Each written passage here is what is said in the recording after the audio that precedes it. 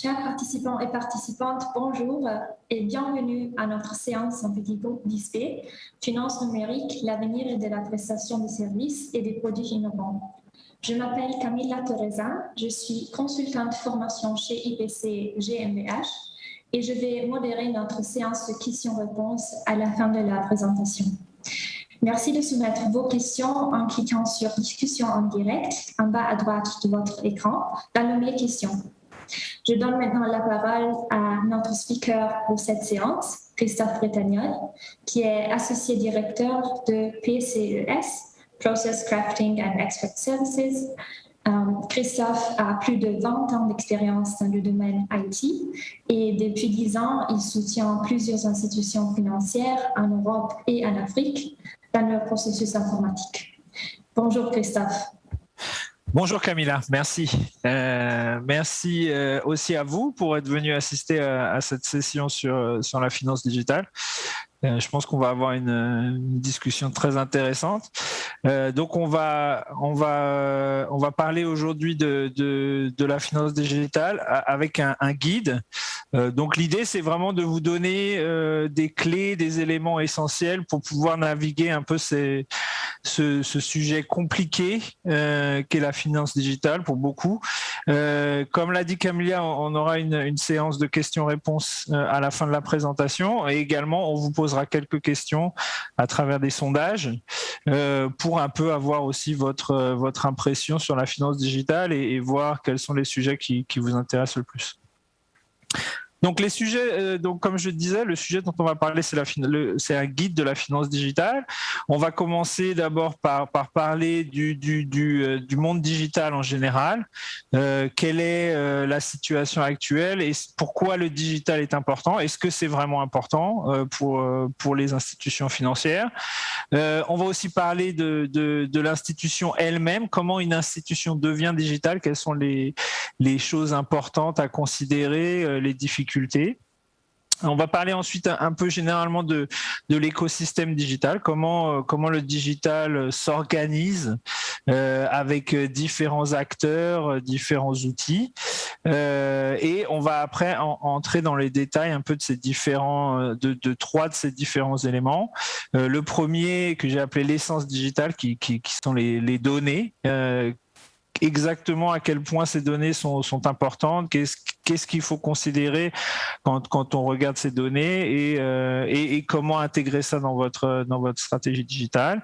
Ensuite, on parlera des canaux digitaux. Comme vous savez, ça c'est quelque chose qui est très en vogue, très parlé à l'heure actuelle parce que c'est un moyen de contacter vos clients, d'avoir un contact avec vos clients de façon avec une proximité très forte. Et donc, on va parler un peu de ces canaux digitaux, quels sont les avantages, les inconvénients, et enfin, ce que j'ai appelé la faune digitale, toujours dans cette idée de la jungle du digital, quels sont justement les différents logiciels, les différents types d'institutions qui sont mises en place autour de cette finance digitale pour justement pouvoir pour créer cet écosystème un peu complexe du digital. Donc on va commencer par le monde digital et afin de commencer ce sujet, j'aurais voulu vous poser une question. Donc un sondage va apparaître sur votre écran, normalement. Donc la question c'est pour votre institution, le digital c'est quoi? Un des nombreux projets que vous avez à accomplir, parmi d'autres, mais pas plus important que d'autres. Une mode qui passera tôt ou tard, beaucoup en parlent, il y a beaucoup de choses qui se passent autour de ça, mais ce n'est que temporaire. Une difficulté difficile à appréhender, quelque chose que pour beaucoup d'entre vous est une réalité, c'est que c'est quelque chose d'assez complexe, comme on va en parler après, ou un élément essentiel de votre stratégie commerciale, donc quelque chose qui est vraiment pour vous très important et qui a déjà été intégré dans votre institution. Donc, vous pouvez répondre à ce sondage avec l'écran qui est apparu devant vous et on va pouvoir continuer avec un monde digital. Donc, j'avais posé la question, mais c'est clair que pour moi et pour ce que je pense que pour beaucoup d'entre vous, la révolution digitale, c'est vraiment quelque chose qui est entré dans votre vie de tous les jours, qui est entré dans les stratégies que vous devez mettre en place et qui est quelque chose qui est devenu une part importante de comment réfléchir à la finance au jour d'aujourd'hui. Et j'avais mis une réponse un peu un piège avec cette histoire de mode parce que c'est clairement, on peut le voir avec là je vous ai mis quelques chiffres ici pour avoir un peu une idée des volumes dont on parle et de la progression des dernières années. Donc vous voyez ça, les graphiques commencent le premier de 1996 jusqu'à 2018 et on voit la progression d'Internet, de l'accès Internet de vos clients, hein, et on peut voir que ça ne s'arrête pas d'augmenter et ça n'est pas prêt d'augmenter, de ralentir, même si on peut voir que dans le monde développé, ça a accusé une petite réduction parce que on atteint des niveaux d'équipement qui sont très élevés, mais dans des pays où le niveau d'équipement reste encore en dessous de 50%, ce niveau accélère de façon vraiment continuelle.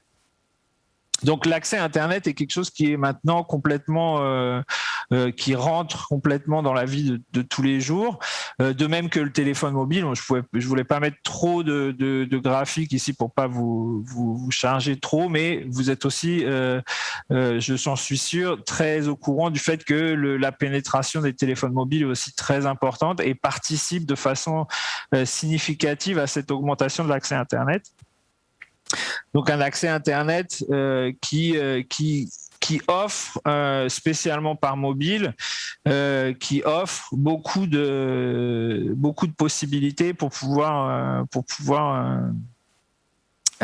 contacter vos clients. Donc on a eu déjà un résultat du sondage où 90% d'entre vous considèrent le digital comme une partie essentielle de votre stratégie, ce qui je pense est vraiment révélateur de l'importance que ces sujets ont pris dans la vie des institutions. On peut voir aussi sur le graphisme de droite l'évolution des transactions qui passent par le digital, et on peut voir que cette augmentation est aussi vraiment significative et que ce n'est pas juste quelque chose qui va être pendant un certain temps une mode, mais vraiment quelque chose qui va durer et que on ne peut pas se permettre en tant qu'institution financière de juste considérer ça comme quelque chose qu'on doit faire maintenant, mais qui ne va pas avoir un impact au long terme sur les institutions. Parce que vous pouvez le voir, c'est pas comme s'il y avait les gens utilisaient moins leur mobile. Les mobiles sont de plus en plus utilisés. L'accès à Internet est de plus en plus considéré presque comme un droit humain. Il y a certaines discussions même qui ont parlé de ça. Donc, c'est vraiment une révolution qui va avoir un impact profond et à long terme sur les institutions.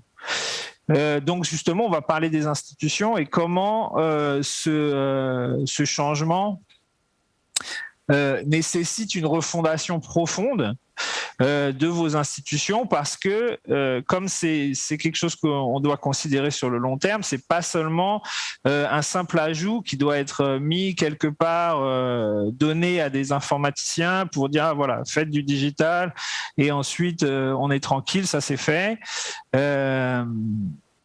Mais c'est quelque chose qui doit être vraiment intrinsèque à l'institution elle-même. Et comment on peut pousser cette partie digitale à être plus intégrée dans les institutions, c'est vraiment avec une vue qui prend la technologie seulement comme le dernier point de la mise en place du digital. J'ai eu beaucoup de cas où je vois des clients qui commencent par la technologie en disant voilà, on veut du mobile wallet, ou on veut des agents bancaires, ou du mobile banking. Donc il y a des fois cette approche de dire voilà, on veut cette technologie et maintenant on va faire une stratégie autour du fait qu'on veut cette technologie parce que tout le monde a cette technologie. Mais ce n'est pas parce qu'une technologie a été bien appliquée par un de vos concurrents que ça va forcément, ou par des institutions qui n'étaient pas vos concurrents avant, comme par exemple les fournisseurs des fournisseurs mobiles. Mais ça doit être vraiment quelque chose qui est issu de la réflexion qui vient de votre institution. Donc, ce qu'il faut, c'est qu'au niveau stratégique, au départ, il faut toujours considérer la stratégie commerciale et ajouter à ça un positionnement technologique sur comment l'institution veut se positionner du point de vue technologique. Est-ce que l'institution veut être une institution super vue comme des innovateurs avec toujours les produits les plus avancés, des derniers produits, ce qui peut être tentant, parce qu'on se dit oui, il faut absolument être innovant, mais spécialement pour des banques ou la finance, ce n'est pas forcément quelque chose qui va être le plus adapté à votre positionnement personnel de votre institution. Il y a des institutions qui sont considérées, surtout dans la banque, comme des institutions qui sont plutôt axées sur la sécurité, plutôt axées sur on a une technologie, mais des technologies éprouvées plutôt que des technologies innovantes. Donc, vous positionnez technologiquement par rapport à ça et intégrer ça dans votre stratégie sur voilà, nous on veut faire de la technologie pour vraiment servir nos clients et en utilisant seulement les technologies qui sont les plus avérées plutôt que de vouloir toujours courir après des technologies nouvelles. Ou on veut être une banque très innovante. Il y a sur le marché maintenant des banques en ligne qui sont vraiment positionnées sur ce côté innovant, ou même des banques non en ligne, mais des banques habituelles, mais qui se sont positionnés sur le mobile, etc. Donc c'est important ici d'avoir bien ça en tête pour justement pouvoir établir une stratégie à la fois commerciale et technologique qui va correspondre. Ensuite, il faut penser, basé sur cette stratégie, quels produits on va vouloir mettre en place, principalement par rapport aux besoins clients et aux objectifs commerciaux. J'ai vu aussi dans ma carrière beaucoup de fois de clients d'institutions qui ont cette idée de voilà, on veut mettre en place donc le mobile wallet par exemple, c'est un produit qui revient beaucoup parce que sinon tous nos clients vont partir chez les fournisseurs mobiles.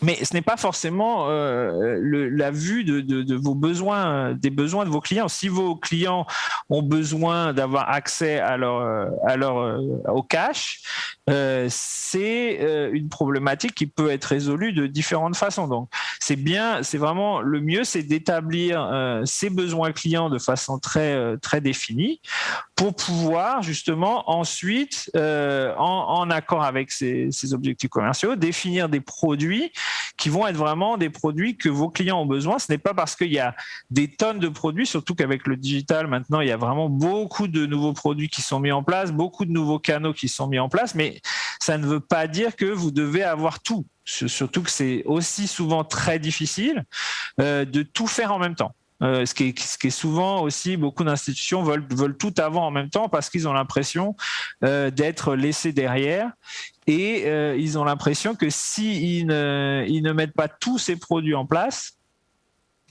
ils ne vont pas réussir à garder leurs clients. Alors que bien souvent, ces produits ou ces canaux de distribution sont redondants et résolvent les mêmes besoins clients. Donc, il faut vraiment avoir une approche où on regarde et on priorise ces besoins clients pour pouvoir vraiment ensuite passer à la dernière phase. Donc, ça, c'est vraiment la dernière phase où on va choisir maintenant les technologies qui vont répondre à ces besoins clients. Donc, quand je dis produits, oui, c'est des produits pour les clients, mais derrière les produits, il y a aussi toute la partie interne qui doit être considérée dans les institutions pour pouvoir gérer ces nouveaux canaux de distribution. C'est pour ça que j'ai mis aussi dans les technologies les logiciels, parce que les logiciels, c'est ce qui va vous permettre d'absorber le volume qui sont générés par ces canaux de distribution. Une chose qui est souvent peu regardée également, c'est de vouloir des nouveaux canaux de distribution sans forcément avoir digitalisé en interne. Ce qui fait que le nouveau flux qui est apporté par ces canaux de distribution a beaucoup de mal à être absorbé en interne par l'institution pour justement pouvoir traiter tous ces nouveaux cas, toutes ces nouvelles demandes qui viennent par les clients, parce que c'est très difficile d'appréhender d'avance, surtout quand on fait utilise des technologies qui sont nouvelles et qui ne sont pas déjà présentes dans le pays. C'est très difficile de jauger quelle va être la réaction des clients et ça peut être un résultat qui est qui dépasse les estimations et qui peut du coup poser beaucoup de problèmes. Surtout que dans le digital, comme l'offre est très importante, c'est très difficile d'avoir un client qui, une fois qu'il a testé votre technologie et ça n'a pas fonctionné comme lui s'y attendait, ça va être très difficile de faire revenir ce client sur ce canal. Donc, il faut toujours vraiment privilégier une mise en place solide, surtout au niveau des fonctionnalités surtout au niveau des fonctionnalités, pour pas que ce soit une technologie qui est vue comme non efficiente et qui ne marche pas. Ça, c'est vraiment très important. On y reviendra aussi après. C'est aussi, ça vient aussi par une approche itérative où en fait on va commencer avec peu de produits plutôt que de vouloir commencer avec tout. Et ça, c'est aussi valide au niveau global.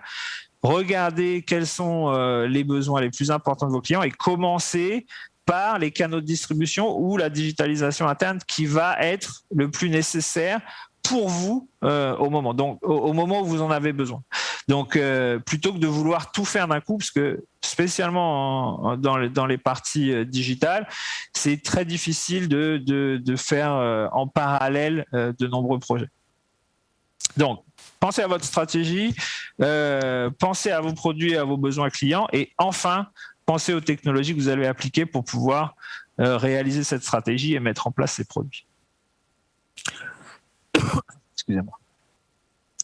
Donc ensuite, on va continuer avec l'écosystème digital. Donc, ce que j'ai appelé l'écosystème digital, c'est vous avez tous pu vous en rendre compte. Et ici, j'ai montré un peu un schéma, même simplifié, de tous les éléments qui rentrent en compte maintenant et qui sont considérés dans le digital.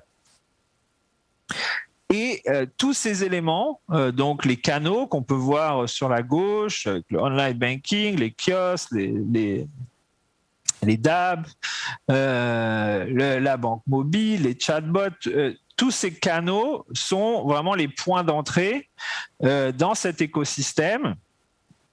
Et c'est encore une fois, comme vous pouvez le voir, très très varié et ça va encore une fois bien dépendre de votre appétit et comment vous voulez vous positionner, de savoir lesquels parmi tout cela vous voulez avoir ou vous voulez simplement commencer avec. Ensuite, donc on voit qu'ici il y a deux éléments principaux au milieu. Un, c'est le back-office system, qui est aussi appelé souvent le core banking system. Et l'autre, c'est une plateforme de banking digital. Donc, qui va en fait faire toutes ces liaisons de tous ces différents canaux avec le logiciel bancaire central pour pouvoir justement gérer tous ces nouveaux points d'entrée qui sont souvent peu gérés par les logiciels bancaires. Bon, on va en parler aussi un peu tout à l'heure quand on va parler des logiciels. C'est vrai qu'il y a un départ un peu de ces systèmes centraux très forts pour des sous-systèmes, et encore une fois, on va en parler après. Comme vous voyez ici, il y a une autre partie aussi qui parle des paiements, parce que c'est aussi une partie un peu nouvelle dans cet écosystème avec des entreprises qui fournissent des services de paiement. Ça a toujours plus ou moins existé, ça existe depuis quand même pas mal de temps avec des partenaires comme Visa ou Mastercard. Mais ça s'est vraiment étendu de façon significative avec des assurances, avec des transferts d'argent internationaux, etc. Et ensuite, on voit ici, donc c'est un peu ce dont on va parler après, c'est encore là des systèmes, des logiciels qui sont autour du core banking system et qui vont en fait lui apporter beaucoup plus de fonctionnalités. Et ça va être soit orienté à l'interne, plutôt généralement à l'interne, pour pouvoir digitaliser, mais également pour pouvoir avoir des opérations avec d'autres partenaires, comme par exemple ici le Switch, qui sert à gérer toute la partie paiement par carte. Mais voilà, donc ça c'était vraiment pour vous montrer que ce système, cet écosystème est un système vraiment complexe avec différentes parties et qui interagissent de façon très connectée.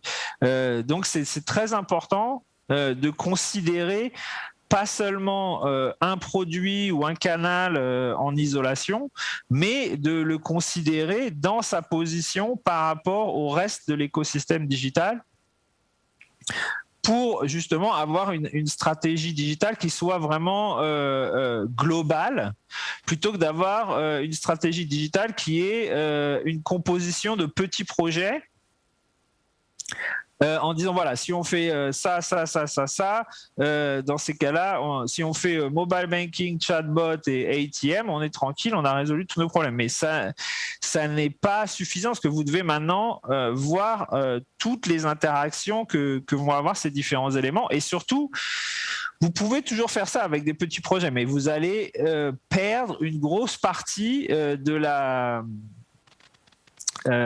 synergie que vous pouvez retirer de cet écosystème, parce que c'est aussi un écosystème parce qu'il y a des interactions entre ces éléments et ça peut être par exemple intéressant d'avoir une connexion entre votre logiciel CRM et votre online banking ou directement sur vos DAB. Donc il y a beaucoup d'éléments qui vont pouvoir interagir entre eux et avoir un impact beaucoup plus intéressant pour vous en justement faisant une combinaison de ces éléments plutôt que de voir ces éléments comme des éléments isolés. Donc maintenant, on va voir ces différents éléments en commençant par les données. Et pour pouvoir commencer cette discussion, je vais vous poser à nouveau une question pour un sondage, pour savoir ce que c'est pour vous les données dans votre institution. Est-ce que c'est un élément qui est géré par le département informatique et qui ne vous concerne pas ?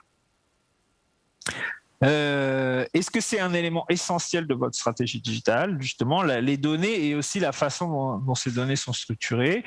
Un mal de tête nécessaire pour produire des rapports, ça c'est quelque chose que j'ai beaucoup vu chez beaucoup de clients où où la production de rapports est vraiment quelque chose de vraiment difficile, justement parce que les données sont difficiles à extraire. Et enfin, une ressource qui reste à exploiter. Donc, je vais vous laisser répondre à cette question. Et en attendant, on va aller commencer à parler justement de ces données. Qu'est-ce que sont ces données? Donc, certains d'entre vous ont peut-être entendu parler déjà des données et de leur importance qu'ils vont avoir au XXIe siècle. Parce que on entre dans un monde qui est vraiment géré par les données, et même si les données sont quelque chose qui vont être très importantes, il faut avoir une certaine organisation et une certaine structure de ces données pour pouvoir les utiliser et pour pouvoir justement en faire quelque chose de valeur. Et donc, ce dont je voulais parler, c'est différents éléments qui sont peut-être pas forcément évidents au premier abord à propos de ces données. Donc, le premier point, c'est l'acquisition active et silencieuse. Donc, ce que je veux dire par là, c'est qu'il y a deux façons de récolter des données. Il y a une façon qui est relativement évidente, où on va demander au client sa date de naissance, son nom, son nom, sa date de naissance, son lieu de naissance, là où il habite, etc. Ça, c'est ce qu'on va appeler l'acquisition active. Donc, on va demander au client des informations qu'on va entrer dans le système. Ça, c'était le seul type de données auquel on avait accès jusque-là, mais avec le digital, on a accès à un autre type de données que j'ai appelé données silencieuses. On peut donner d'autres noms pour ça. Et ce que je veux dire par là, c'est que maintenant, on peut accéder à des données qui sont des données pas entrées par l'utilisateur, mais qui sont générées par le fait de comment il utilise les outils. Donc, à quelle heure il se connecte, combien de temps il reste sur chaque menu, combien de fois il a cliqué, quelles sont les différentes parties où il a été intéressé, où il a été navigué, etc. Ça, c'est des informations qui sont très précieuses, parce que ça va vraiment vous permettre d'avoir une idée de comment les clients réagissent à vos produits digitaux et comment les améliorer également. Et quand on parlait tout à l'heure des données, qui vont avoir une valeur, ces données vont avoir énormément de valeur quand elles sont complétées justement avec les données actives. Donc, c'est pas seulement l'acquisition active ou silencieuse qui est nécessaire, mais c'est la combinaison des deux donne beaucoup d'informations intéressantes parce que on va pouvoir justement créer des profils de clients, etc. Spécialement avec beaucoup de ces données, de la valeur qu'on donne à ces données, c'est une valeur qui est impliquée par les avancements qui arrivent en intelligence artificielle. Donc, on a déjà pu avoir des résultats dans les produits bancaires, comme par exemple pour ceux qui connaissent les nano-prêts. Donc, ces nano-prêts sont en fait approuvés automatiquement en utilisant généralement des moteurs d'intelligence artificielle qui vont regarder les comptes mobile money des clients et qui vont en fait générer des profils pour pouvoir savoir si c'est un client qui va rembourser ou qui ne va pas rembourser et combien il peut rembourser. Mais ce n'est pas seulement le profil mobile money. Après, ça dépend des différents moteurs de gestion des risques. Mais il y a aussi, j'ai vu des moteurs de gestion des risques qui vont prendre en compte votre activité Facebook et qui vous avez en ami dans votre Facebook, etc. pour pouvoir justement générer un profil beaucoup plus fin Et donc, cette acquisition silencieuse des données, c'est vraiment quelque chose qui doit être considéré quand vous mettez un produit en place. C'est-à-dire que vous devez déjà avoir une idée de quelle donnée peut être intéressante pour vous commercialement pour avoir et pour être acquise. Et ce n'est pas quelque chose que si vous allez vers vos informaticiens vont forcément eux savoir quoi vous présenter comme données à être intégrées, parce que c'est vraiment très vaste ce sujet des données silencieuses, et c'est important que vous ayez déjà une idée de ce que vous voulez pour pouvoir justement discuter avec vos informaticiens pour pouvoir avoir exactement ce dont vous avez besoin. Un autre point qui doit être vraiment considéré quand vous faites votre stratégie par rapport aux données, c'est la standardisation. C'est très difficile de standardiser des données, surtout quand on a des logiciels multiples. Et c'est quelque chose qui doit être considéré de façon importante, parce que c'est ce qui va vous permettre ensuite de pouvoir utiliser ces données le mieux possible.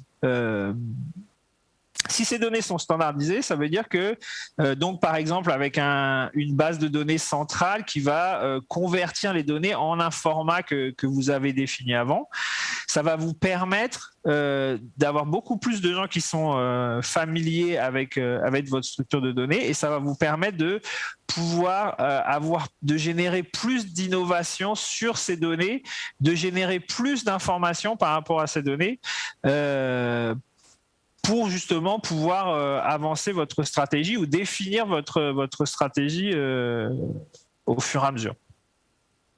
Donc c'est un sujet difficile qui est encore jeune, je dirais, et qui est peu parlé dans les stratégies, mais qui me semble important pour le futur, spécialement si vous voulez que vos données soient utilisées vraiment de façon optimisée. Et ça vient ensemble avec un autre problème qui est l'intégration. Donc l'intégration, c'est ce que les informaticiens utilisent pour parler de comment différents logiciels vont en fait interagir entre eux, et comment ou un canal par exemple, comment il va justement s'intégrer dans l'écosystème qui est déjà en place dans votre institution. Et cette intégration se fait principalement par les données. Et donc, si on a des données qui sont peu organisées et peu standardisées, ça va être très compliqué de justement intégrer des nouveaux éléments, et ces nouveaux éléments ne font que venir de plus en plus pour complexifier cet écosystème. Le dernier point que j'ai mis, c'est la ruée vers l'or. Donc j'en ai un peu parlé avant. Ces données vont être extrêmement utiles pour les logiciels d'intelligence artificielle qui vont avoir besoin d'un certain nourrissement de données pour pouvoir justement établir des modèles, etc.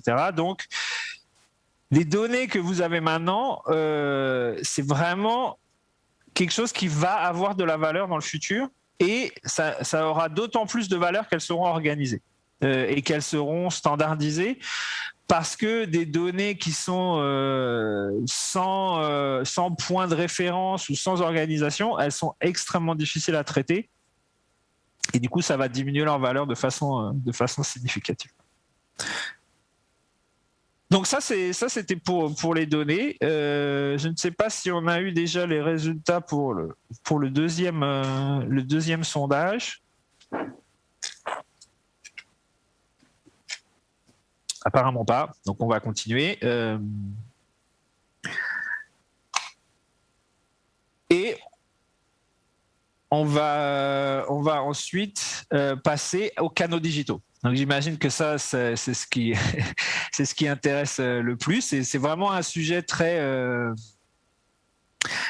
important, et j'ai pu me rendre compte très très critique pour beaucoup d'institutions qui ont vraiment cette frayeur de perdre des clients parce qu'ils n'ont pas ces canaux digitaux.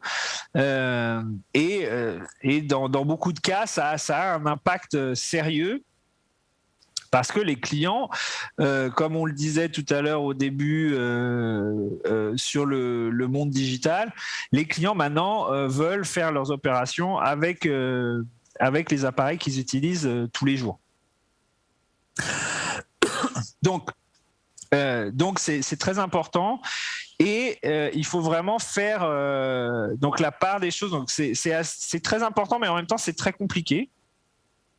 C'est des sujets souvent très techniques et il y a spécialement ces deux aspects qui sont les appareils eux-mêmes sur lesquels vous connectez et les technologies elles-mêmes utilisées. Par exemple, pour faire du mobile banking, il y a vraiment de nombreuses façons et de nombreuses technologies différentes qui peuvent être utilisées. Vous avez sans doute entendu parler de l'USSD, qui permet d'avoir avec un téléphone qui n'est pas un smartphone, donc très simple, mais il y a aussi à travers le SMS, maintenant il y a aussi ce qui s'appelle les chatbots, donc il va utiliser WhatsApp ou Facebook Messenger pour pouvoir faire du banking. Donc ça c'est deux choses différentes, l'appareil qu'on va utiliser et la technologie qu'on va utiliser. Donc c'est important d'avoir ces deux aspects bien réfléchis et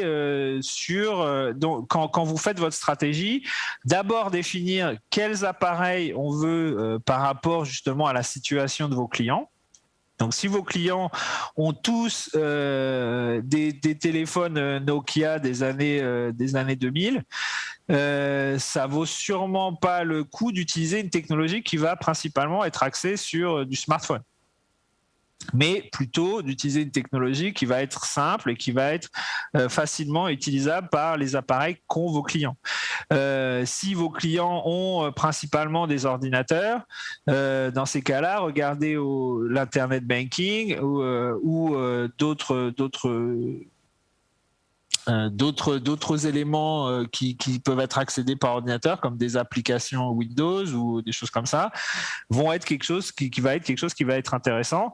Mais d'abord les appareils et ensuite les technologies qui vont en fait définir comment ces appareils vont être utilisés. Donc ça c'est vraiment très important parce que j'ai vu beaucoup de clients qui regardent, qui n'ont pas forcément cette vision qu'il y a deux aspects et que ces deux aspects doivent être regardés indépendamment pour pouvoir avoir le meilleur résultat. Et ça vient sur ce deuxième point dont je voulais parler, donc le choix et la priorisation. J'en ai un peu parlé avant. C'est très important de choisir vos priorités sur quels canaux mettre en place. Je vois beaucoup d'institutions qui font l'erreur de vouloir avoir tous les canaux, de travailler tous les canaux en même temps et d'avoir un projet qui, en fait, essaye de faire tout d'un coup. Et ce qui est extrêmement compliqué pour différentes raisons. C'est extrêmement compliqué parce que déjà, gérer plusieurs projets en même temps, c'est difficile, surtout des projets qui ont un peu les mêmes, avec des mêmes optiques. Et surtout en informatique et dans le digital, ça ajoute un nouveau élément de complexité qui fait que si on met en place plusieurs logiciels ou plusieurs canaux en même temps, ça va être extrêmement compliqué quand les erreurs vont venir. Et les erreurs vont venir, c'est quels que soient les informaticiens ou les vendeurs de logiciels qui vont vous dire qu'il n'y aura pas de problème quand vous allez mettre en place vos nouveaux outils, il y aura des problèmes. Le but, c'est de minimiser ces problèmes. Et quand on fait plusieurs choses en même temps et qu'on essaye de mettre en place plusieurs choses en même temps, c'est très compliqué d'identifier exactement la cause d'un problème parce que justement, il y a tous ces éléments nouveaux qui sont apparus en même temps. Donc, c'est très important de par rapport à vos besoins clients, par rapport à votre positionnement technologique, d'identifier quels sont les choix que vous voulez faire. Et si vous voulez aller vite, dans ces cas-là, si vous mettez suffisamment de ressources sur la table pour pouvoir avoir ces technologies en place, mieux vaut faire les technologies les unes à la suite des autres et vraiment essayer d'aller vite pour chacune de ces mises en place, plutôt que d'essayer de faire tout ça en parallèle.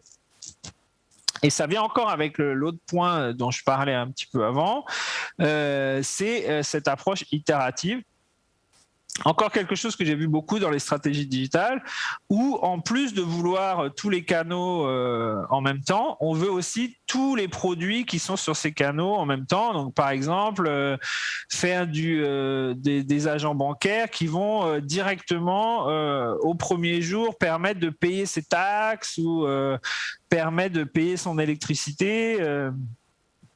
C'est un choix intéressant si c'est vraiment quelque chose que vous pensez est vital pour vos clients. Mais dans ces cas-là, il faut aussi couper d'autres fonctionnalités qui rendent le projet beaucoup trop complexe pour une mise en place. Parce que quand on parle de mise en place d'un nouveau canal, on parle de problématiques techniques qui sont importantes au-delà même des produits eux-mêmes, de gestion des communications, etc. Et si on rajoute trop de produits, les problématiques produits plus les problématiques techniques vont faire que il y a le nombre d'erreurs. Comme je disais, vous aurez toujours des erreurs le jour où vous allez mettre en place ces éléments, mais il faut limiter ces erreurs, et on limite ces erreurs en réduisant la portée du projet avec quelque chose de beaucoup plus réaliste. Donc, par exemple, pour les agents bancaires, l'objectif principal, généralement, quand on met en place les agents bancaires, c'est assurer que les clients aient accès à leur cash. Et donc, l'important, c'est de commencer avec les opérations de cash. Donc, si on commence par les dépôts et les retraits, et que ça fonctionne bien, après, c'est beaucoup plus facile, une fois que ce canal a été mis en place et est utilisé par les clients, de rajouter une fonctionnalité, une autre fonctionnalité, etc. Et on a beaucoup plus le temps de la tester. On n'a pas ces problèmes techniques qui viennent se rajouter. Et on n'a pas justement cette problématique où le client va essayer quelque chose qui ne va pas fonctionner et l'abandonner complètement. Donc oui, cette approche itérative est importante et la préparation, évidemment, est indispensable. C'est des projets, encore une fois, qui peuvent vraiment porter préjudice à l'institution parce que si ça ne fonctionne pas, c'est la réputation qui est impactée. C'est très important de préparer ces projets et de ne pas seulement confier dans cette préparation ça à l'informatique. Ce ne sont pas des projets informatiques, ce sont des projets commerciaux avec une composante informatique. Donc, ce que moi je dis toujours, hein, je suis informaticien, mais je trahis mes pairs, si j'ose dire. Si vous confiez à un informaticien un problème, vous allez avoir une réponse d'informaticien, donc une réponse technique. Si ce que vous voulez, c'est une approche, c'est résoudre un problème commercial, ce qui est pourquoi vous avez mis en place ces canaux digitaux, c'est pour une raison commerciale, pas une raison technique. Dans ces cas-là, il faut avoir des gens qui ont vraiment cet aspect commercial dans leur approche et qui utilisent en fait l'informatique comme un département qui offre un service technique spécifique. Donc voilà, ça c'est à peu près pour les canaux digitaux. Encore une fois, on a une session qui a un temps délimité, donc on ne peut pas parler de tous les canaux en détail. Mais j'essaye de parler un peu pour donner le plus de clés possible. Enfin, pour la partie à propos des logiciels, une question que j'avais donc, c'est pour vous les logiciels bancaires. Donc, on parle du logiciel central bancaire, hein, donc ce qu'on appelle aussi le CBS, donc les Finacle, les Temenos, les T24 de ce monde. Pour vous, c'est quoi ? C'est un logiciel bancaire central puissant pour gérer toutes les opérations. Donc on parle de ce que c'est aujourd'hui. Hein.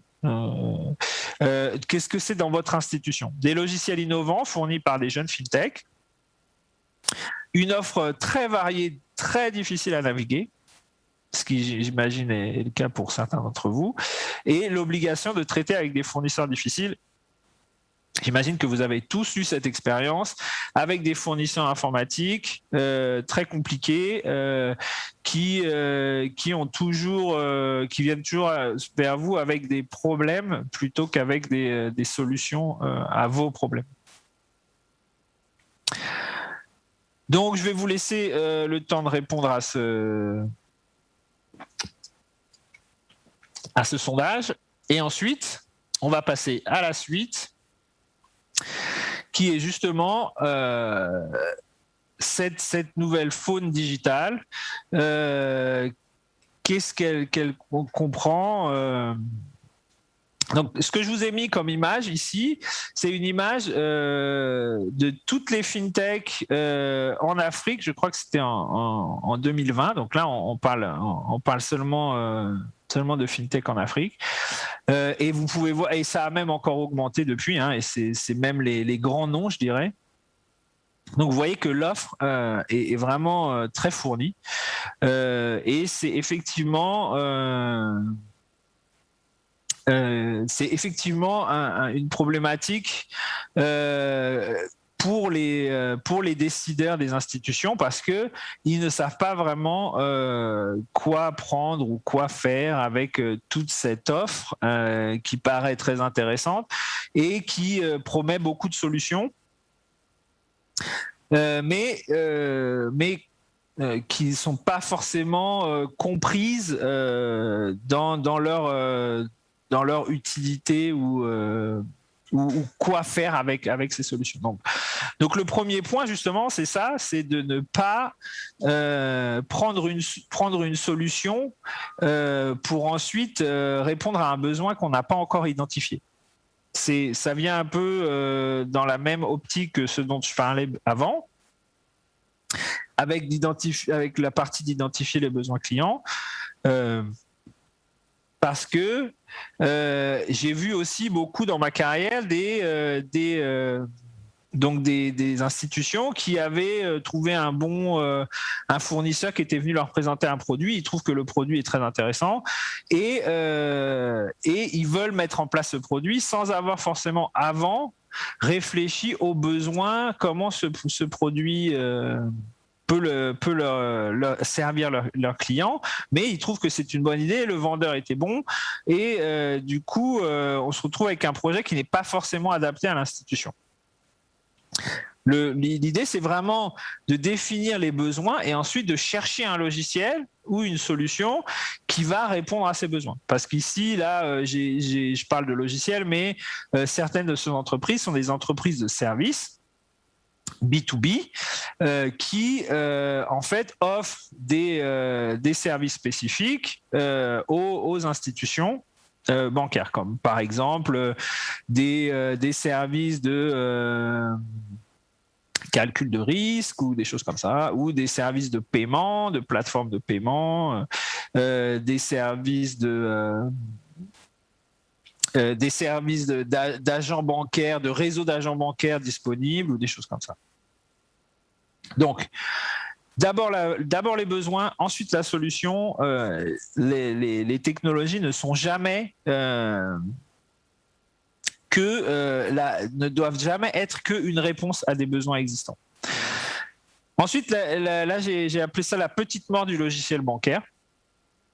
Donc, qu'est-ce que je veux dire par là, c'est qu'avant, le logiciel bancaire, c'était vraiment le logiciel dans une institution qui faisait tout. Et qui était vraiment le logiciel auquel tout le monde avait accès dans l'institution, et toute problématique devait passer justement par le fournisseur de ce logiciel bancaire. Et ça crée beaucoup de problèmes, principalement quand le logiciel bancaire devait être migré. Je pense que beaucoup d'entre vous ont fait cette expérience pas forcément plaisante de migrer le logiciel bancaire.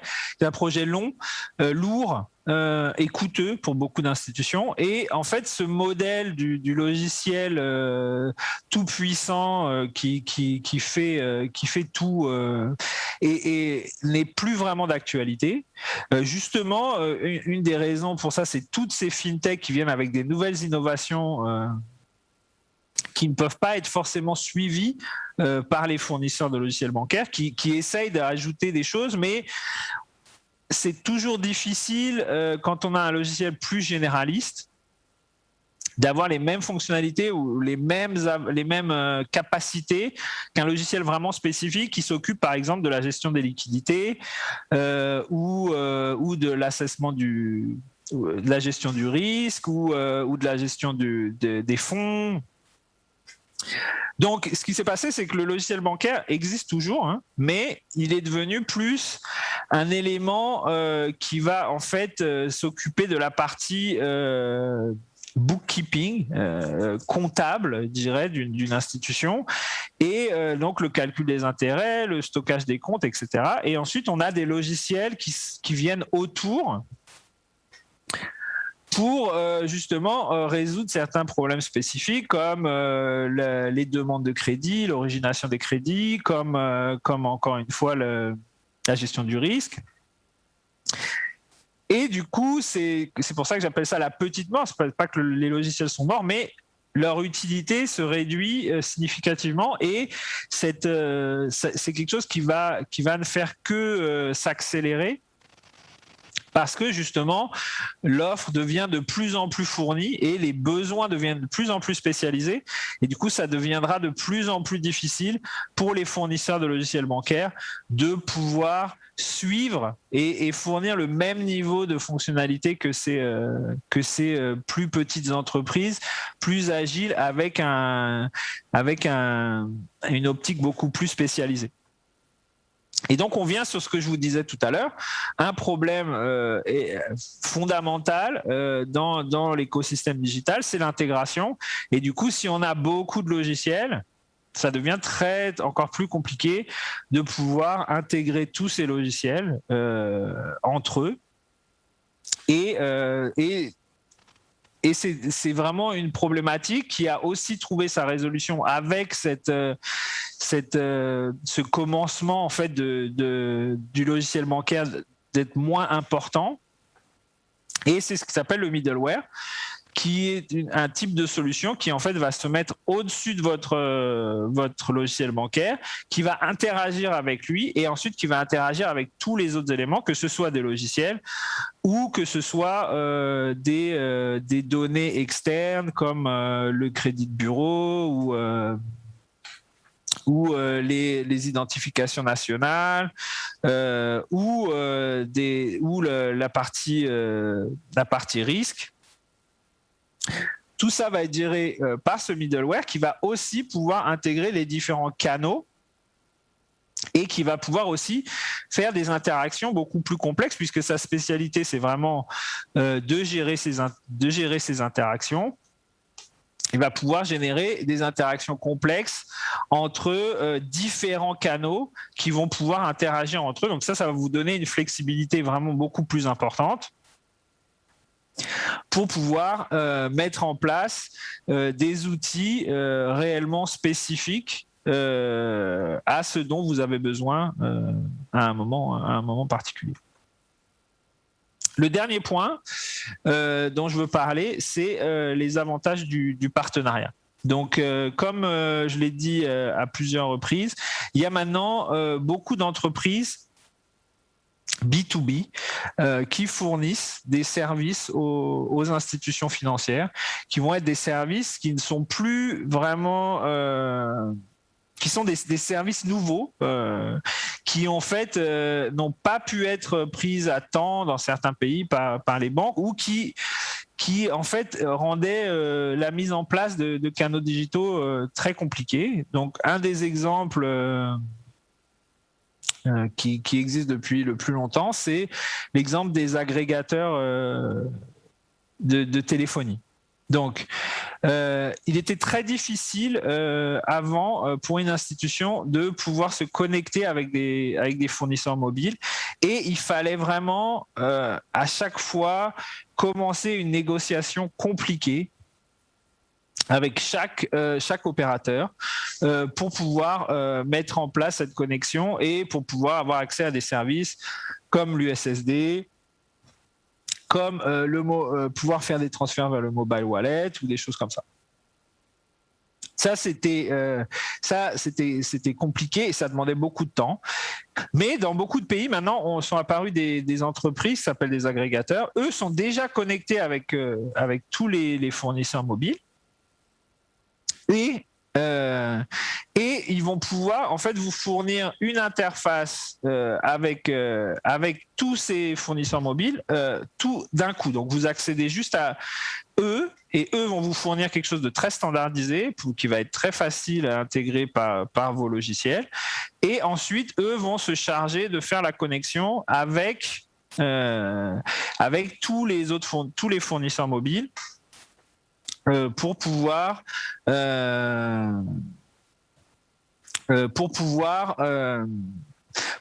que vous puissiez faire ces différentes opérations comme l'USSD ou comme le SMS banking, des choses comme ça. Donc ça, c'est seulement un exemple de ce type d'entreprise, mais il y a aussi des entreprises qui vont vous permettre d'avoir accès à du chatbot. Il y a aussi des entreprises qui vont vous permettre d'avoir accès à des plateformes de paiement.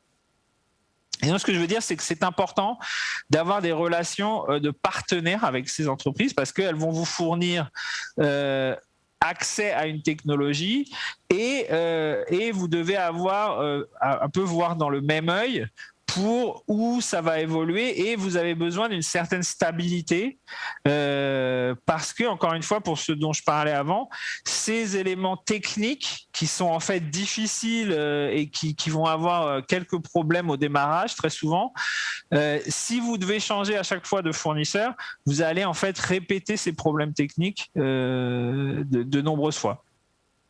En ayant créé un partenariat avec son entreprise ou avec, par exemple, une entreprise qui va vous fournir un middleware dont je parlais avant, ça va vous permettre d'avoir un partenaire technologique qui vous permet d'avancer sans avoir à répéter la partie où le fournisseur apprend sur vous et la partie technique difficile. Donc voilà, c'était à peu près ce dont je voulais vous parler. Donc principalement les messages essentiels que je voulais vous faire parvenir, c'est vraiment de ne pas regarder le digital comme juste une mode technique qui est uniquement basée sur des nouvelles technologies et des apps sur mobile, mais c'est vraiment quelque chose de fondamental et qu'il faut en fait changer votre vue de votre institution. Et en fait, ce digital ne doit pas être quelque chose que vous rajoutez, mais quelque chose qui est vraiment issu de votre identité en tant qu'institution. Et si vous regardez à votre identité, en fait, la technologie va devenir naturellement quelle technologie est vraiment nécessaire pour vous pour pouvoir pour avoir le meilleur résultat possible qui correspond le plus à où vous voulez aller en tant qu'institution. Et également, j'ai essayé de vous donner quelques éléments sur comment ce digital fonctionnait et interagissait, quels étaient les éléments importants avec les données qui sont vraiment la moelle épinière de cette digitalisation et qui est peu parlé, qui est peu discuté, mais qui va avoir un rôle très important dans le futur. Donc le plus tôt vous regardez cet aspect et le mieux préparé vous serez. Les canaux digitaux, bien sûr, qui sont un élément fondamental qui fait partie de votre vie de tous les jours.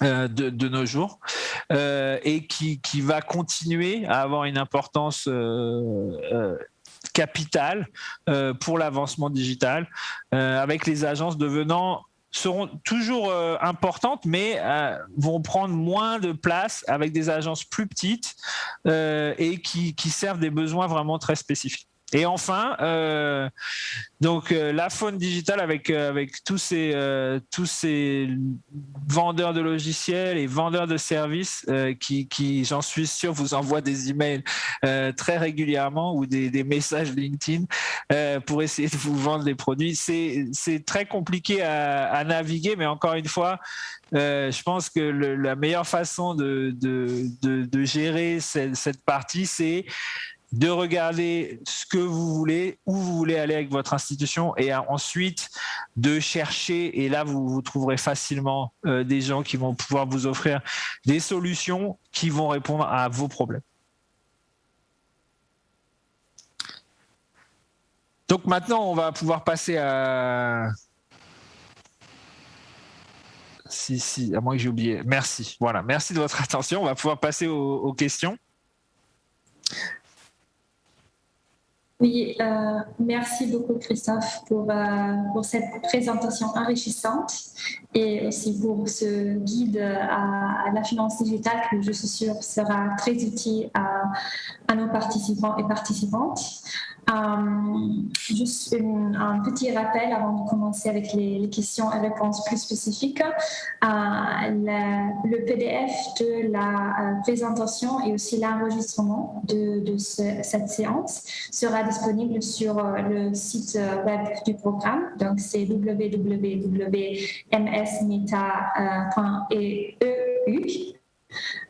Donc, je vous invite à aller là-bas pour voir tous les supports d'aujourd'hui. Et sinon, merci aussi aux participants et participantes qui ont déjà soumis des questions. Je pense qu'on peut commencer avec cette question. Un participant nous demande quelques conseils pour un partenariat avec une fintech dans la mise en place d'une solution digitale. Donc, quelles sont les grandes étapes à ne pas négliger dans ce partenariat? Merci pour cette question. Donc ça, c'est une question, oui, très intéressante. Comme je disais, moi, je conseille souvent à mes clients d'établir un partenariat. Et donc, effectivement, il y a différents éléments à considérer. Un des éléments que je pense est vraiment très important, c'est la connaissance par ce partenaire de votre business. Si ce n'est pas la même chose, si vous êtes par exemple une microfinance et que eux ont l'habitude de traiter avec des grosses banques comme la Société Générale ou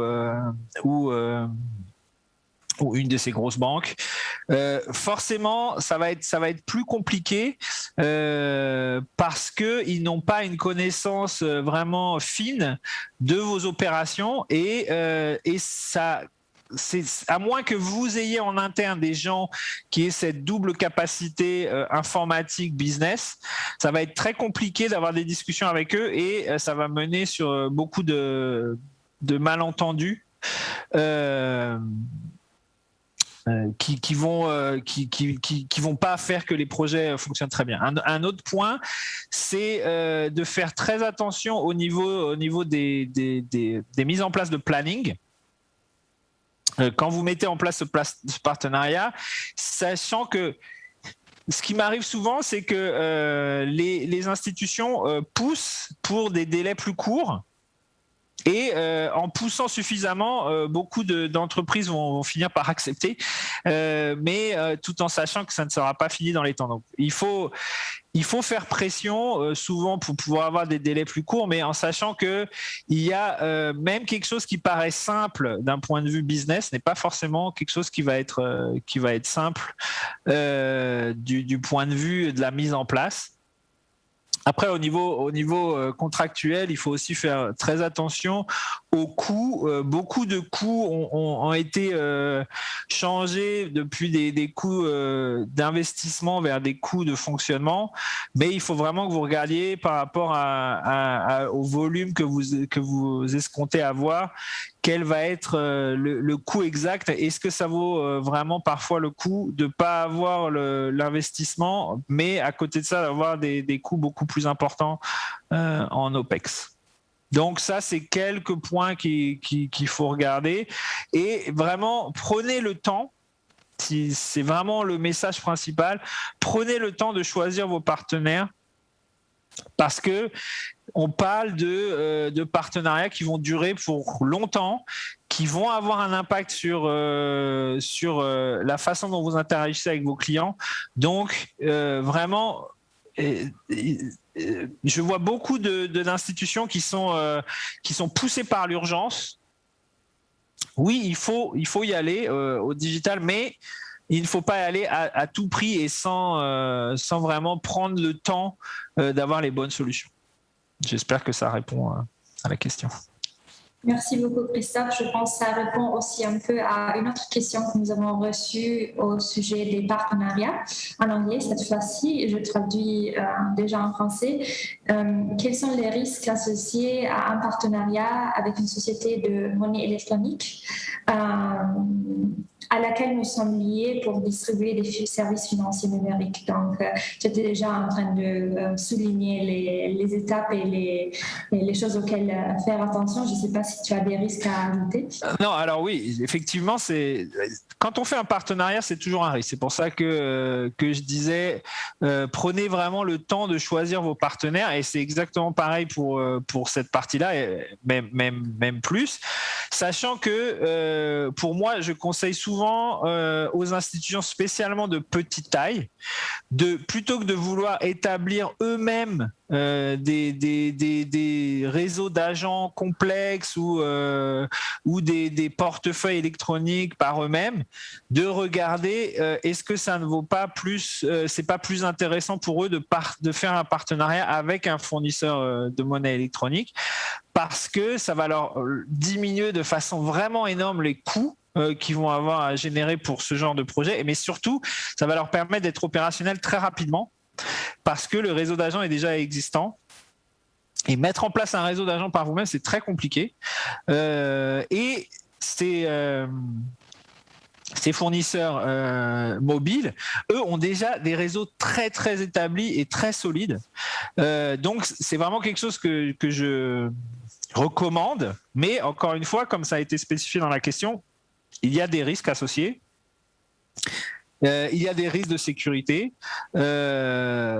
Mais encore une fois, si vous choisissez bien votre partenaire, ça va vraiment vous aider sur le long terme. Mais ne soyez pas non plus trop hésitant, dans le sens où maintenant c'est quelque chose que les fournisseurs mobiles fournissent à peu près tous, et la balance va être très rapidement vers ces institutions cherchant à trouver des banques pour travailler avec eux, plutôt que l'inverse. Ce qui fait qu'il y aura quand même une compétition qui fait que le niveau de service sera amélioré. Donc, je pense que oui, il y a des risques, mais il y a aussi des risques quand vous voulez faire ça par vous-même. Parce que votre informatique n'est pas forcément, votre service informatique n'est pas forcément expert dans ce sujet. Il y a souvent ce que j'ai vu, j'en profite pour passer ce message en tant qu'informaticien, pour beaucoup de gens qui ne sont pas dans l'informatique c'est une chose monolithique, mais dans ces 20 dernières années, l'informatique a changé de façon vraiment énorme, et l'informaticien qui fait partie de votre équipe de développement et l'informaticien qui répare votre ordinateur ou qui fait en sorte que vous ayez accès à Internet ont des métiers qui sont radicalement différents. Et donc c'est pas forcément que votre informatique va être vraiment spécialisée et suffisamment informée pour pouvoir mettre en place des produits comme le mobile wallet, des choses comme ça. J'en profite aussi pour ajouter une autre chose qui me semble très importante. J'en ai un petit peu parlé avant, mais je disais, c'est pas forcément que vous avez des personnes dans votre institution qui connaissent l'informatique et le business. C'est quelque chose que j'encourage toutes les institutions à avoir. C'est quelques personnes dans l'institution qui vont avoir cette double compétence, qui vont connaître la partie technique informatique, pas forcément en détail, mais au moins en surface, et qui vont connaître la partie business, parce que ces gens, c'est vraiment eux qui vont pouvoir être le moteur de votre évolution digitale, parce qu'ils vont pouvoir vous donner cette bonne vue de ces problématiques qui sont un peu duelles. Voilà, j'espère que ça, j'ai un peu rajouté même sur la question, mais c'est des sujets qui me semblent importants. Merci beaucoup, Christophe, pour ça. Autre question, aussi très spécifique. Quels canaux digitaux à mettre en place à moindre coût pour les institutions de microfinance qui ont une méthodologie de crédit groupe? Est-ce que tu as des conseils pour ce cas? Oui, complètement. Alors après, comme je le disais avant, ça va aussi dépendre des appareils. Généralement, sur du crédit groupe, on parle de pays en développement, généralement avec des pénétrations de smartphones qui sont peu élevées. Et donc, dans ces cas-là, pour moi, une des solutions que je préconise très souvent, donc généralement, la plupart des consultants vont éviter de vous donner des solutions toutes faites. Donc, évidemment, moi, je vais le faire quand même, mais c'est à prendre avec un bémol qui va dépendre un peu de votre situation. Mais pour moi, sur un sujet comme de la microfinance vers des groupes de l'USSD est quelque chose qui fonctionne très bien. Les paiements par mobile wallet, aussi quelque chose qui marche très bien en utilisant les fournisseurs mobiles.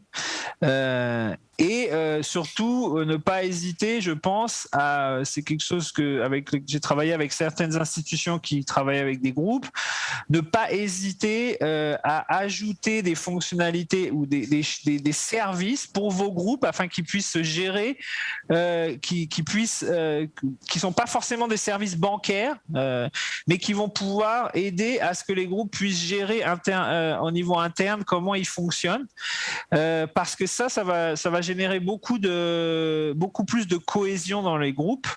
Un des principaux problèmes de la digitalisation pour les groupes, c'est justement le fait que les groupes n'ont pas forcément besoin de se rencontrer. Et du coup, ça rend le groupe beaucoup moins homogène et beaucoup moins durable dans le temps. Et les résultats sont que le niveau d'arriéré peut augmenter dû à ça, parce que le groupe lui-même ne se sent plus solidaire. Donc n'hésitez pas à encore une fois, commencer par le plus simple, hein, les repaiements des crédits, etc. Mais une fois que vous avez atteint ce niveau, ne pas hésiter à fournir des services au groupe qui sont des services qui vont leur permettre de se gérer en interne, peut-être de gérer leur partie cash ou les réunions, les meetings du groupe, etc. Donc j'ai parlé du SSD et des mobile wallets, et j'ajouterai un autre qui est vraiment un produit qui commence à être bien en vogue et qui est vraiment peu coûteux à mettre en place. C'est le chatbot à travers WhatsApp ou Facebook Messenger. Donc ça nécessite un certain niveau de pénétration des smartphones, mais cela dit, en termes de coût d'implémentation et rapidité d'implémentation, c'est vraiment ce qui se fait de mieux à l'heure actuelle au niveau du mobile. Super, merci beaucoup. Autre question que nous avons, c'est aussi comment digitaliser la gestion des risques dans une institution de microfinance? D'accord, alors là, ça, c'est une question très large. Il y a différents modèles. Donc, par exemple, comme je parlais des nano-prêts avant, il y a des institutions, je crois que le nom c'est Jumo, au Ghana, par exemple, qui, eux, vont fournir des services de gestion des risques, donc d'analyse des cas avec une intelligence artificielle, donc quelque chose de complètement automatisé qui va permettre de donner des crédits très rapidement, mais généralement plutôt bas.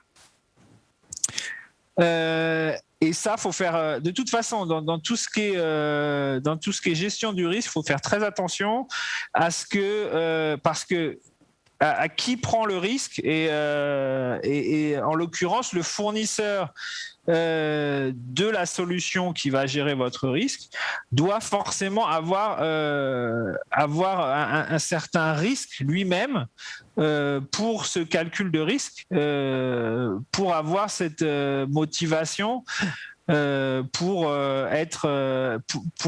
faire le meilleur travail possible, je dirais. Et que vous ne vous retrouviez pas avec tout le risque de votre côté. Donc ça, ce que je disais pour les nanoprès, c'est des solutions comme Jumo, par exemple. Maintenant, il y a aussi beaucoup d'autres solutions qui sont basées sur des modèles. Donc, ces modèles basés sur l'intelligence artificielle, c'est encore quelque chose d'assez nouveau. Il faut quand même, à mon avis, faire un peu attention parce que c'est assez difficile de contrôler l'appétit de risque sur ces types de logiciels. Et c'est pas toujours évident de voir pourquoi certains cas ont été refusés et pourquoi certains cas ont été acceptés, puisque c'est assez l'intelligence artificielle ne va pas donner ce genre de réponse, mais va juste réagir à certains modèles, certains archétypes qu'il a fait pour le client. L'autre façon, c'est avec de la modélisation.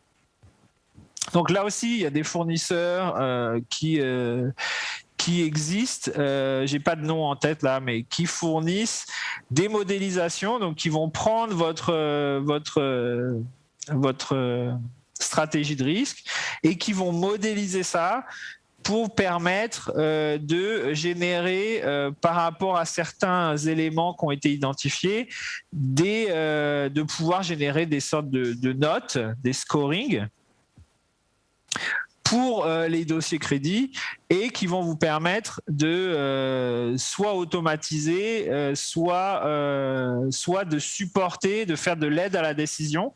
Moi, mon opinion personnelle, c'est qu'un modèle n'est jamais parfait et un modèle a toujours besoin d'une intervention humaine. Donc pour moi, je vois plus ces genres de modélisation comme quelque chose qui vient en support d'aide à la décision des agents de crédit ou des comités de crédit, plutôt que quelque chose qui remplace complètement et qui va faire une automatisation complète de votre portefeuille et de vos déboursements, à part pour effectivement ces petits crédits où on peut se permettre un niveau d'arriéré beaucoup plus important parce qu'ils sont aussi beaucoup plus profitables.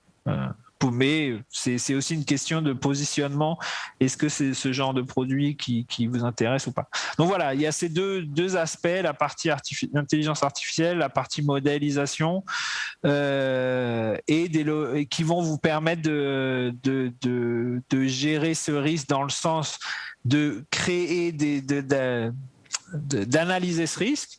Et après, il y a toute la partie digitalisation du processus lui-même qui va aussi, dans un sens, gérer vos risques, réduire les risques en tout cas, mais qui va pouvoir aussi vous donner beaucoup plus d'informations. Ce que je vois beaucoup, par exemple, chez beaucoup de clients, c'est la non-digitalisation des demandes de crédit. Donc, on enregistre le crédit dans le système principal seulement quand le crédit est déboursé ou quand le crédit a passé à un comité de crédit.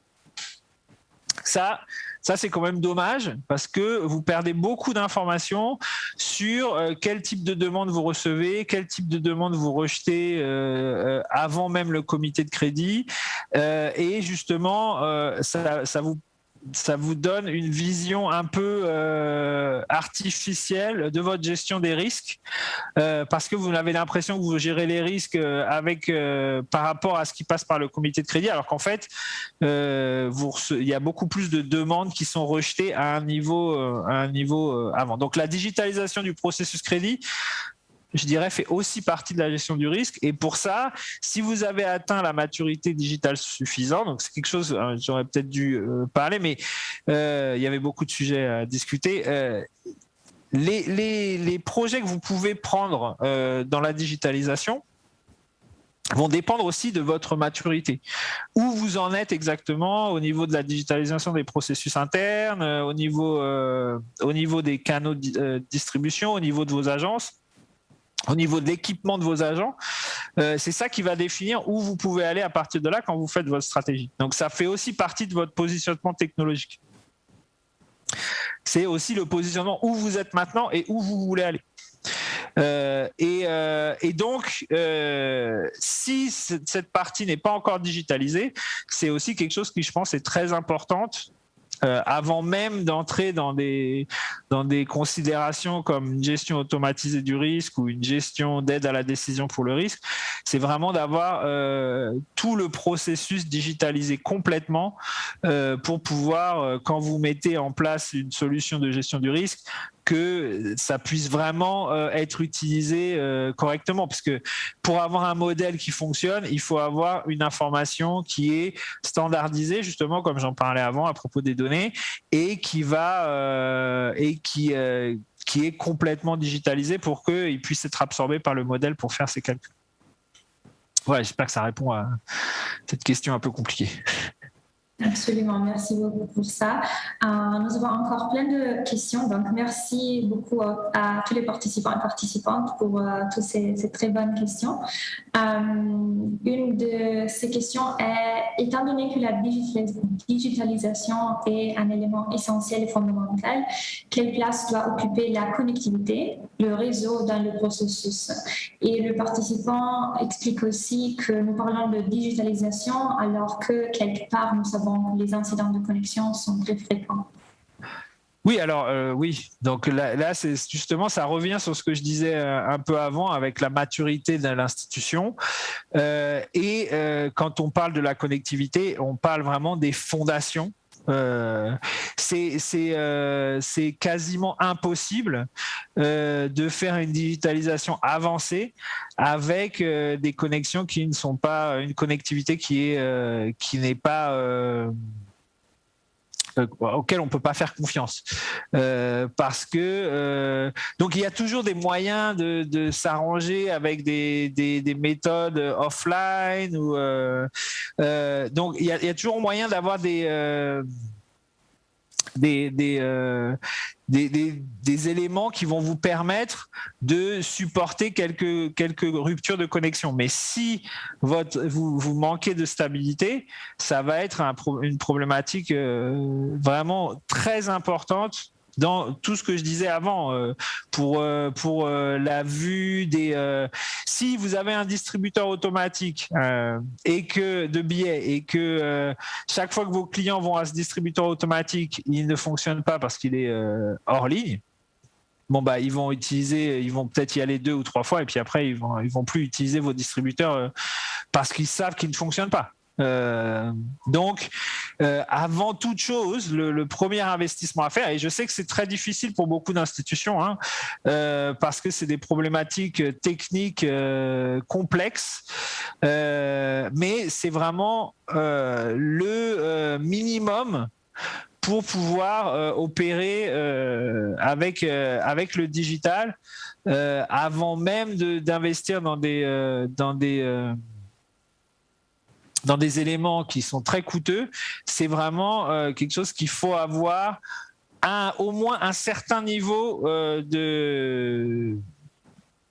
un certain niveau de confiance avec pour pouvoir avancer dans le digital. Donc je sais que c'est pas forcément la réponse que les gens attendaient, mais oui, ça fait partie des investissements minimums et nécessaires. Cela dit, comme je parlais avant des partenariats, de nos jours dans beaucoup de pays, donc notamment en Afrique, je sais qu'il y a beaucoup de gens qui sont en Afrique. Je suis moi-même au Bénin là maintenant, et avec une très bonne connexion d'ailleurs. Donc il y a beaucoup d'entreprises maintenant qui fournissent des réseaux privés au niveau du pays et qui vont vous permettre de pas avoir à supporter toute une infrastructure interne de réseau par vous-même, donc ils demandent des capacités techniques importantes, etc., pour vous assurer que tout fonctionne bien. Donc